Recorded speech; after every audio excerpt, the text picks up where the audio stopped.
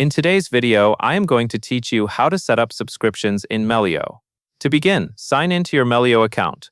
Once you are logged in and you are on the main dashboard, take a moment to confirm you are in the correct business profile if you manage more than one. This helps make sure the subscription is created in the right place and the payments are tracked correctly. Next, go to the Pay section. From there, click Bill.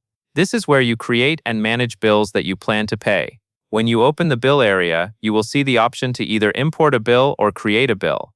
If you already have a bill file or details saved somewhere, importing can speed things up. If you are setting this up from scratch, choose Create Bill so you can enter everything manually. Now you will enter the vendor and the amount. In the vendor field, select the vendor if they are already in your list or type the vendor name as needed. Then enter the bill amount carefully, since this amount will be used for the repeating payment schedule. It is a good habit to double-check the amount and vendor before moving forward, especially for subscriptions, since they run automatically. After that, find the frequency dropdown.